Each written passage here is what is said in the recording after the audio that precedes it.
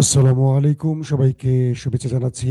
মাসুম মাহবুব দেখছেন open the YouTube channel এবং মাসুম মাহবুব Facebook page. প্রিয় দর্শক, খুব অল্প সময়ের জন্য লাইভে এসছি। সবকিছু মিলিয়ে গুরুত্বপূর্ণ খবরগুলো দিতে চাই। গলা বসে গেছে, তারপরও আপনাদের অনুরোধের জন্য বারবারই আসছি লাইভে। সবচেয়ে বড় যে খবরটি আজকে আমাদের হাতে এসে পৌঁছেছে সেটি হলো মার্কিন যুক্তরাষ্ট্রের C-30 ব্ল্যাক হক হেলিকপ্টার। এটি ইরানের মধ্যাঞ্চলে ঘুরছে, এতিমের মতো ঘুরছে, কাউকে উদ্ধারের জন্য আসছে। তিনি বেঁচে আছেন না ইরানের হাতে ধরা পড়েছেন জানে না। সঙ্গে একটি রিফিউল ট্যাঙ্কার বিমানে রয়েছে। আমেরিকার মতো দেশ ইরানে ঢুকে কাউকে খুঁজছে। কে সে? বলবো আজকের লাইভে। মার্কিন যুক্তরাষ্ট্রের অহংকার F-35 যুদ্ধ বিমান আরেকটি ভূপাতিত। ট্রাম্পের কপালে ভাঁজ পড়ে গেছে যে ইরানের কাছে কোন প্রতিরক্ষা ব্যবস্থা আসলো যে একদিনই দুটো বিমান উপরে চলে গেল। শুধু একটি নয়, দুটো গেছে আজকে। পাশাপাশি এবার আমেরিকার অনেক গোপন তথ্য ইরানের হাতে আসতে যাচ্ছে এমন আশঙ্কার খবরও উঠে আসছে বিভিন্ন মাধ্যমে। পাশাপাশি ইরান 8টি দেশের হিট লিস্ট ঘোষণা করেছে, তাদের মধ্যে কারা আছে। এছাড়া আরো কিছু খবর দেওয়ার চেষ্টা করব সব মিলে। আপনারা শুনতে এবং দেখতে পাচ্ছেন সাউন্ডের কম ছাড়া, মানে সাউন্ড মোটামুটি ঠিক আছে কিনা আমি চেষ্টা করছি। এই সপ্তাহের মধ্যে একটু আপডেট করব। আমার টেকনিক্যাল টিমকে দিয়ে স্টুডিওর মধ্যে আরো কিছু পরিবর্তন করতে হবে। একাধিক মাইক্রোফোন ব্যবহার করছি, কিন্তু লাইভের একটা প্রবলেম হয়। আমি জানি না আমার এই রুমটির মধ্যে হয় কোনো ইকো প্রবলেম হচ্ছে নাকি, আমি নিজেও জানি না। তারপরও আমি চেষ্টা চালিয়ে যাচ্ছি, প্রতিদিন ভিন্ন ভিন্ন মাইক্রোফোন চেঞ্জ করছি। তারপরও আপনাদের অভিযোগ পাচ্ছি, আবার অনেকে ঠিক মতো শুনছেন, আবার কেউ কম শুনছেন। আমার মনে হয় মোবাইলই পরিবর্তন করতে হয় কিনা শেষ পর্যন্ত। আপনাদের দর্শক, মার্কিন যুক্তরাষ্ট্রের F-35, পৃথিবীর বহু দেশ আমেরিকাকে টাকা দিয়ে বসে আছে যে আমেরিকা একটা 35 দাও না, আমাদের একটা দাও। পৃথিবীর সবচেয়ে ভয়ঙ্কর যুদ্ধ বিমান 35। তুরস্ক টাকা দিয়েছিল, তুরস্ককে দেয় নাই, কারণ তুরস্কের মানে জো বাইডেন তুরস্কের সাথে এরদোয়ানের সাথে একটু কি বলবো হাইডেন্সি খেলেছে। পরে তুরস্ক বলছে ঠিক আছে 35 যদি না দাও F-16 দাও। সৌদি আরব টাকা দিয়ে বসে আছে, আরব আমিরাত টাকা দিয়ে বসে আসে, এরকম দিয়েছে সবার আগে একটি দেশকে, তার নাম হলো ইসরায়েল। ইসরায়েল কিন্তু ইরানের বিরুদ্ধে 35 ব্যবহার করছে এই যুদ্ধে। গত 11 মার্চ, যদি তারিখটা ভুল না করি, ইরান দাবি করেছিল তারা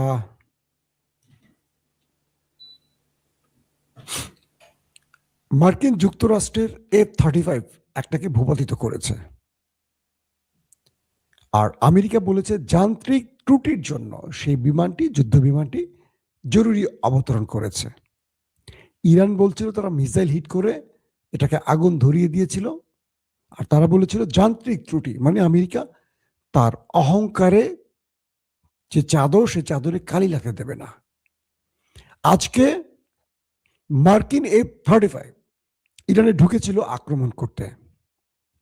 ইরান সেটিকে প্রতিরক্ষা ব্যবস্থা দিয়ে শুট করে এবং সেটি ভূপাতিত হয়ে মাটিতে লুটিয়ে পড়ে। কিছু কিছু গণমাধ্যম বলছে পাইলট সেই বিমান ধ্বংসের সাথে সাথেই ওপারে চলে গেছেন। আবার ইরানি কিছু গণমাধ্যমের দাবি, আমি দুই পক্ষের দাবি বলছি, আমার কাছে যেটা রাইট মনে হচ্ছে সেটা এখন বলছি।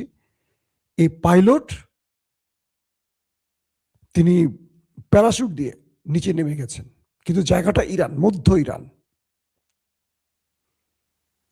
এই পাইলট সেখানে হয়তো বেঁচে গেছেন, তারপর তার উদ্ধার টিমকে কল করেছেন। কিছুক্ষণ পর ইরানের ভেতরে মার্কিন C-30 ব্ল্যাক হক হেলিকপ্টার ঢুকে পড়ে, সঙ্গে রিফিউলিং ট্যাঙ্কার বিমান। ইরানের আকাশে ঠট্টর ঠট্টর ঠট্টর করে শুধু ঘুরছে পাইলটকে খোঁজার জন্য, তাকে জীবিত উদ্ধারের জন্য ইরানের ভেতরে ঢুকে পড়েছে আমেরিকা। ইরান বলছে, যে সূত্রগুলোর খবর, ইরান বলছে সে পাইলটের যেই জিনিসপত্র তার সাথে ছিল সেগুলোর ছবি প্রকাশ করে দিয়ে বলেছে ইরান, আমরা পাইলটকে গ্রেফতার করেছি, তিনি আমাদের জিম্মায় আছে। তথ্যটা কতটুকু সঠিক আমি কনফার্ম না, যে ইরান যে বলছে আমাদের কাছে আছে, ইরান কি তাকে ধরতে পেরেছে নাকি পারেনি, নাকি কৌশলে তাদেরকে মানসিক চাপে ফেলতে, সেটা এখনো কনফার্ম না। বাট ইরান বলেছে, সেটাই বললাম, যে তারা সে পাইলটকে গ্রেফতার করেছে। ধরে নিলাম ইরানের দাবিটি সত্য, যদি সেই F-35 যেটা ভূপাতিত হয়েছে তার পাইলটকে ইরান গ্রেফতার করে, তাহলে কয়টা ফ্রন্ট খুলবে এটা একটু বিশ্লেষণ করা দরকার। এক, এতদিন ধরে গালফ কান্ট্রিগুলো বলতো যে তারা ইরানে আক্রমণে তাদের ভূমি বা আকাশ ব্যবহার করতে দিচ্ছে না।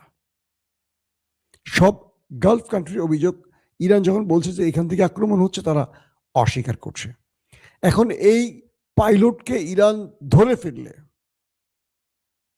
তার কাছ থেকে জানা যাবে, এক, তিনি কোন দেশ থেকে ফ্লাই করেছেন, অর্থাৎ আরবের কোন দেশের কোন বেজ ব্যবহার করে ইরানে আক্রমণ করেছেন, number one. Number two, America ইসরায়েলের মধ্যে এই যুদ্ধের পরিকল্পনা কি, পাইলটরা তো জানেন তাদেরকে দিয়ে আক্রমণ করা হয়, সেই তথ্য হাতিয়ে নেবে ইরান। তিন নাম্বার, আরবের কোন কোন দেশ এই যুদ্ধে জড়িত আছে, কোন কোন দেশ, শুধু বেজ না, কোন কোন দেশ, কারণ এই পাইলটরা তো নিজেদের মধ্যে আলোচনা হয়, তারা তো জানে কোন কোন দেশ জড়িত, মানে ইরানের বিরুদ্ধে আরবের কোন কোন দেশ জড়িত আছে। এখন এই বিষয়টি এমন ভাবে তৈরি হয়েছে যে আমেরিকার এই যুদ্ধের কৌশলের অনেক গোপন ভয়ঙ্কর নথি এখন পেয়ে যাবে ইরান। তার মানে আমেরিকাকে তার পুরো সিস্টেমেটিক বা পরিকল্পনা গোপন করতে হবে, অথবা গোপন না, পরিবর্তন করতে হবে। একটি বিমানের পাইলটকে দিয়ে ইরান অনেক কিছু জেনে যাবে, শুধু জানবে না, তাকে দিয়ে অনেক, মানে সে এখন ইরানের জন্য একটা ট্রফি। এই লোককে দিয়ে ইরান অনেক কিছু করবে, অনেক কিছু করবে। মৃত যুদ্ধে মৃত সেনার চেয়ে জীবিত সেনার মূল্য অনেক বেশি।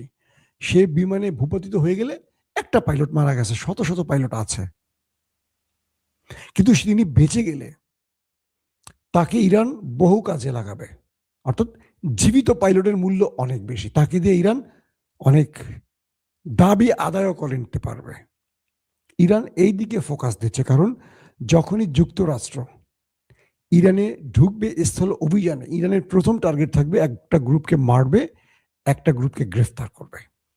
সর্বোচ্চ সংখ্যক গ্রেফতার করতে পারলে তাদেরকে দিয়ে ইরান তার খেলা ঘোরাবে, কারণ এই ভূমিটি ইরান, চারদিকে পাহাড়, বিশাল অঞ্চল। এরা যখন ঢুকবে ম্যাপ দেখে দেখে যুদ্ধে, সবকিছু তো একটা ম্যাপের মতো পরিষ্কার হবে না। ইরান পথে পথে এদের জন্য বাধা সৃষ্টি করবে, মাইন পুঁতে রাখবে, ফাঁদ তৈরি করবে, এই ফাঁদে এরা পা দেবে, এই ফাঁদের পা দিয়ে কেউ মাইনে জীবন হারাবে, আর কেউ ওদের হাতে গ্রেফতার হবে। আর এই গ্রেফতার সেনাদেরকে দিয়ে ইরান মূল খেলাটা খেলবে।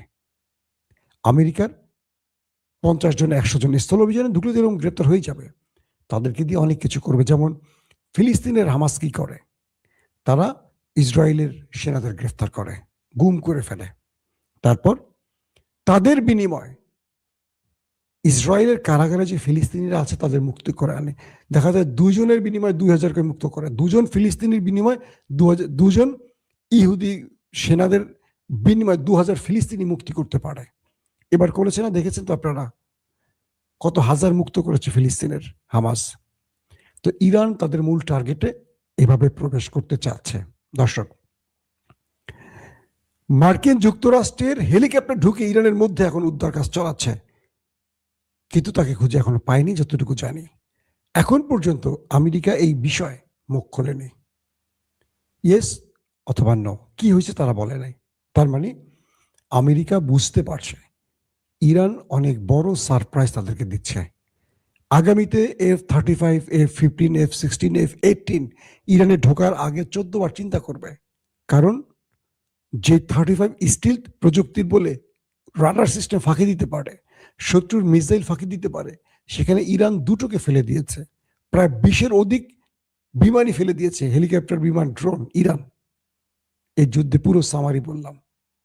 পাশাপাশি আজকে আরেকটি F-15ও ভূপাতিতা দাবি করেছে ইরান। তার মানে ইরানের কাছে প্রতিরক্ষা ব্যবস্থার বেশ চমক এসে পৌঁছে গেছে।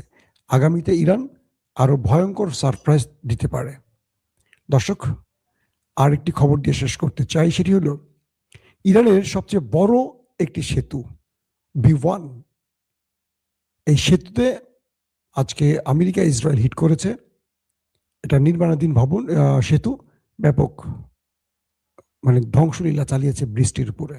বাংলাদেশের পদ্মা সেতুর মতো এটা ইরানের একটা বিশাল ব্রিজ ছিল।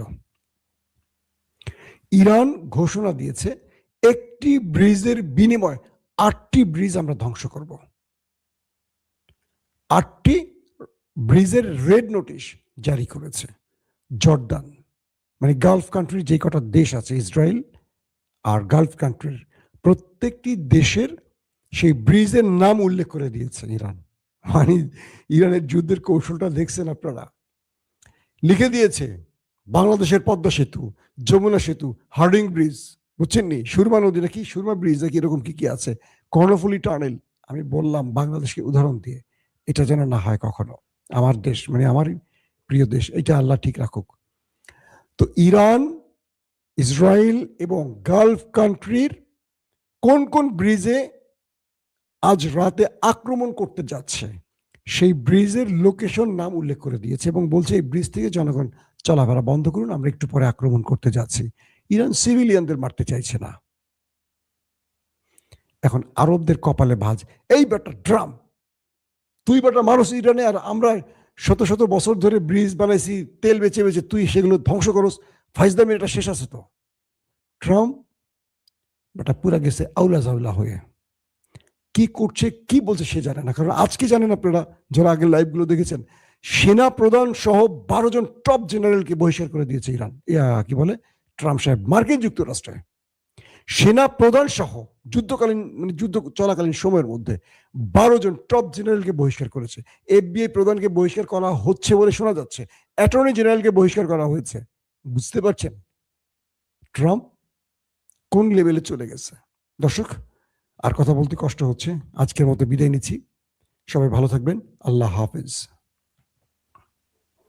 ওপেন দাইস মানে সত্যকে সত্য বলা, মিথ্যেকে মিথ্যে বলা। আমরা শোনা কথা নয়, চোখে যা দেখি তাই বলি।